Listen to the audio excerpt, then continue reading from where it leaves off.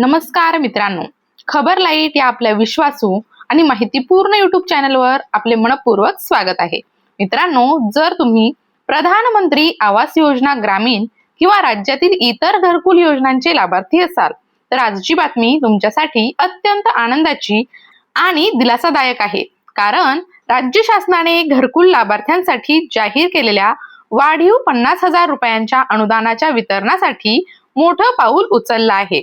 आणि या निर्णयामुळे हजारो पात्र लाभार्थ्यांच्या खात्यात लवकरच वाढीव अनुदान जमा होण्याचा मार्ग मोकळा होऊ शकतो. मित्रांनो, आजच्या या व्हिडिओमध्ये आपण सविस्तर जाणून घेणार आहोत राज्य शासनाने नेमका कोणता निर्णय घेतला, 140 कोटी रुपयांचा निधी कोणासाठी मंजूर करण्यात आला, कोणत्या लाभार्थ्यांना या वाढीव अनुदानाचा फायदा मिळू शकतो, 35,000 रुपये आणि 15,000 रुपये असे दोन भाग का करण्यात आले आहेत आणि तुम्ही या योजनेचे लाभार्थी असाल तर पुढे काय होणार. म्हणून आजचा हा व्हिडिओ शेवटपर्यंत नक्की पहा, कारण शेवटी मी तुम्हाला अशी महत्त्वाची माहिती सांगणार आहे जी प्रत्येक घरकुल लाभार्थ्याने जाणून घेणं आवश्यक आहे. चला सुरुवात करूया. सर्वात आधी समजून घेऊया हा निर्णय नेमका काय आहे.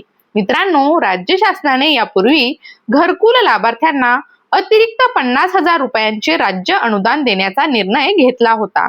या वाढीव अनुदानामध्ये 35,000 रुपये घराच्या बांधकामासाठी आणि 15,000 रुपये सौर ऊर्जेशी संबंधित सुविधांसाठी अशी रक्कम निश्चित करण्यात आली आहे. या योजनेची प्रत्यक्ष अंमलबजावणी वेगाने होण्यासाठी राज्य शासनाने निधी उपलब्ध करून देण्यास सुरुवात केली आहे.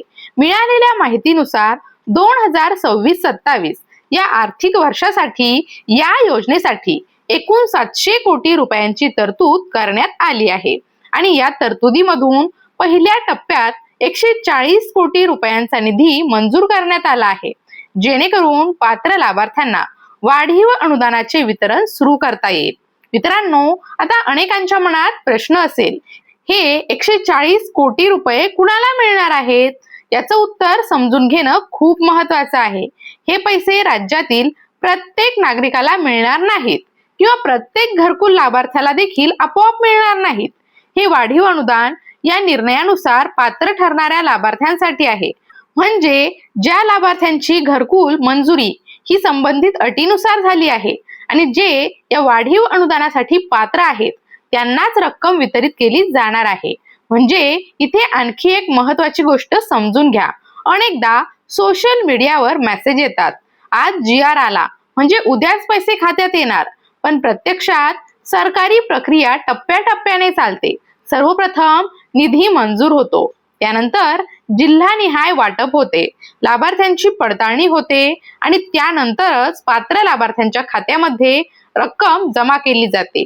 म्हणून जर तुमच्या खात्यात लगेच पैसे आले नाहीत तर घाबरू नका. सरकारी प्रक्रिया पूर्ण झाल्यानंतरच टप्प्याटप्प्याने निधी वितरित केला जातो. मित्रांनो, या निर्णयामुळे सर्वात मोठा दिलासा कोणाला मिळणार आहे? त्या कुटुंबांना ज्यांनी मोठ्या अपेक्षेने घरकुलाचं काम सुरू केलं, पण वाढलेल्या बांधकाम खर्चामुळे आर्थिक अडचणींचा सामना करावा लागला. आज सिमेंट, लोखंड, विटा, वाळू, मजुरी या सर्वांचे दर वाढले आहेत. अशा परिस्थितीत राज्य शासनाकडून मिळणारं हे वाढीव अनुदान अनेक कुटुंबासाठी मोठा आधार ठरू शकतं. मित्रांनो, आतापर्यंत आपण समजून घेतलं की राज्य शासनाने घरकुल लाभार्थ्यांसाठी वाढीव 50,000 रुपयांच्या अनुदानाच्या वितरणासाठी पहिल्या टप्प्यात 140 कोटी रुपयांचा निधी हा मंजूर केला आहे. आता सर्वात महत्त्वाचा प्रश्न, या वाढीव अनुदानाचा लाभ नेमका कोणाला मिळणार? मित्रांनो, याबाबत अनेक ठिकाणी गैरसमज पसरत आहेत. काही जण म्हणत आहेत राज्यातील प्रत्येक घरकुल लाभार्थ्याला 50,000 रुपये मिळणार, पण असं नाही. उपलब्ध माहितीनुसार ज्या लाभार्थ्यांची घरकुल मंजुरी शासनाने निश्चित केलेल्या अटीनुसार झाली आहे आणि जे या वाढीव अनुदानासाठी पात्र ठरतील त्यांनाच या योजनेचा लाभ दिला जाणार आहे.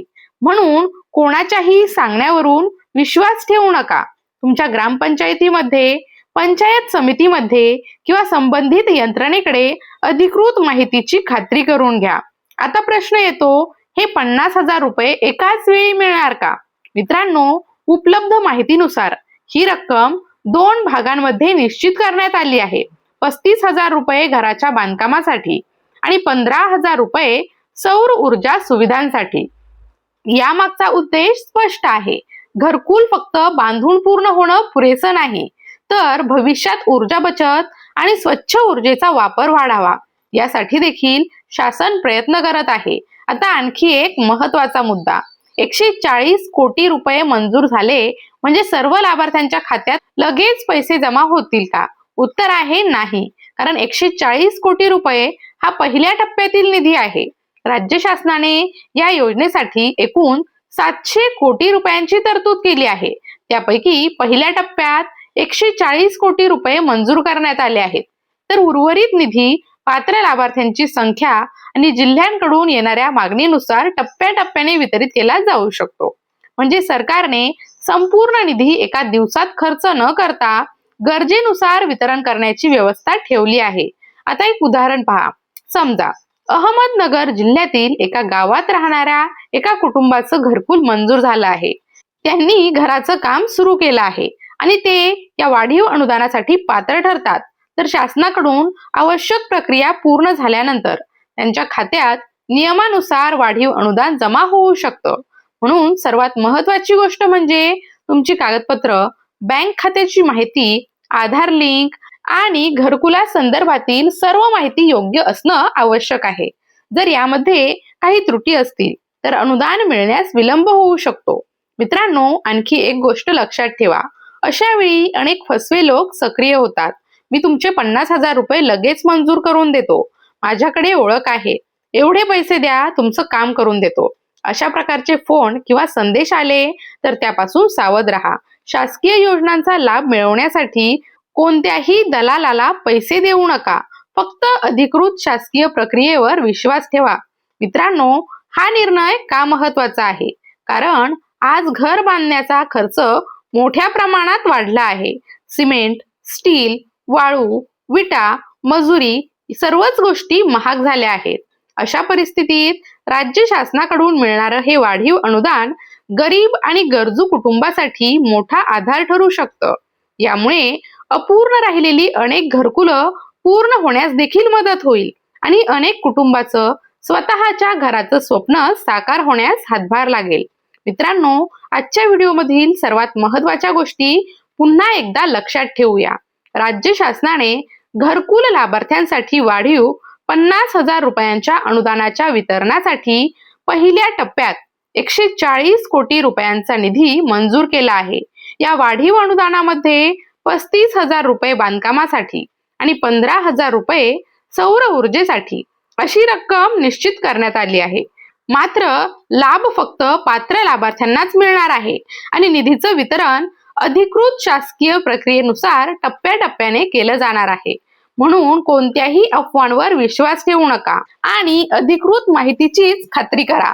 मित्रांनो, तुमच्या गावात किंवा तुमच्या परिसरात एखादा घरकुल लाभार्थी असेल तर हा व्हिडिओ त्याच्यापर्यंत नक्की पोहोचवा.